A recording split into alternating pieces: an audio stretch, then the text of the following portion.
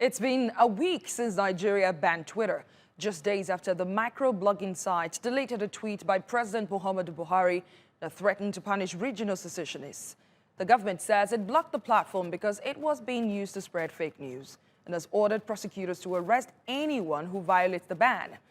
Nigeria's broadcast authority, NBC, has ordered television and radio stations to deactivate their Twitter accounts, but thousands of Nigerians are still tweeting, using virtual private networks to bypass local providers. Tech analysts say the country is losing about $250,000 every hour since the ban, losses that could further weaken an economy still struggling to recover from the COVID-19 pandemic. Yemi Adamalekun is the executive director of Enough is Enough. She campaigns for better governance in Nigeria and is also a senior associate at the Center for Strategic and International Studies. She joins me from Lagos. Yemi, it's good to see you. We understand the country is losing money, but how else has the Twitter ban affected ordinary Nigerians? Thank you. My opinions are not of the Center for Strategic Studies, just to put the caveat out there. It's also affecting Nigerians because it's within the larger context of stifling citizens' voice. This administration has tried to regulate social media for 4 or 5 years, trying 3 different bills at different times that have been squashed by citizens. So we're celebrating Democracy Day on Saturday. So beyond the economic loss, there's also the fear that people have of a government that can pick them up for expressing their opinion. Right, but is the government trying to deflect attention from the other challenges it's facing, such as insecurity and unemployment? I believe so, because Twitter is not your problem. People are expressing discontent on Twitter.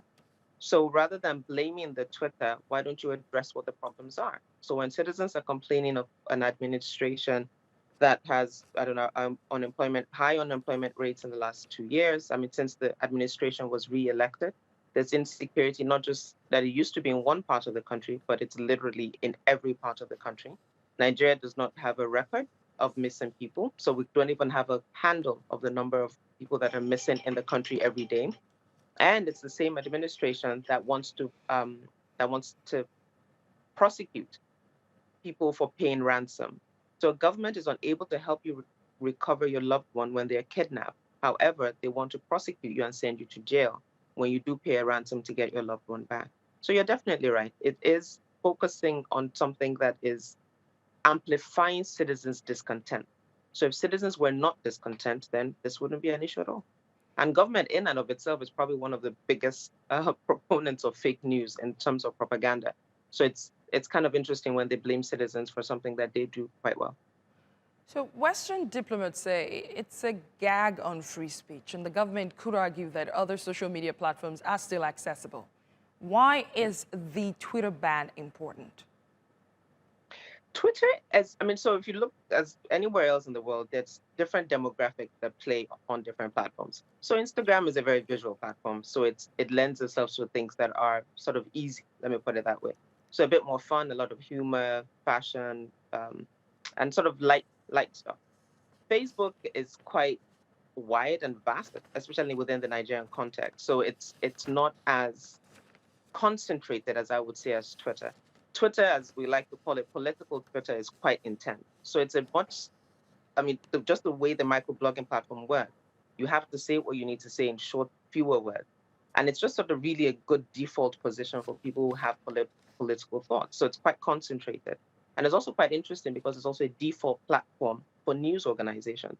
So you would hardly hear news, print media quote as seen on Facebook. They will definitely quote tweets. They would reference tweets in their commentary.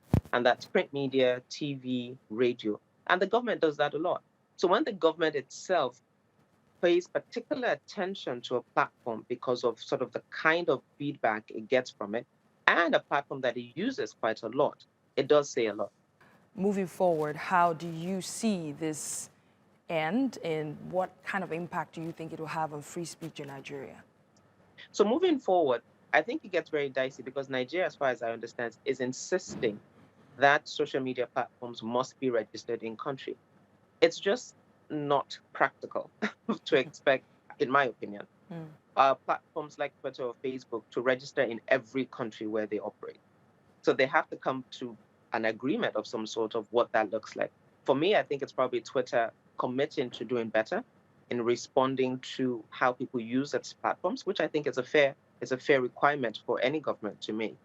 What are your protocols for if people are using your platform to incite hate and incite violence? I think that's a conversation that's being had globally, and definitely Nigeria should be given, especially our context of ethnic and religious divisions. It's extremely important for there to be a clear process for platforms, any social media platform, not to aggravate those divides. Thank you so much. Yemi Adamolekun, the Executive Director of Enough is Enough, speaking to us on the Twitter ban in Nigeria. Thanks for your insight. And that's a wrap on Africa Matters this week. I'll see you next time.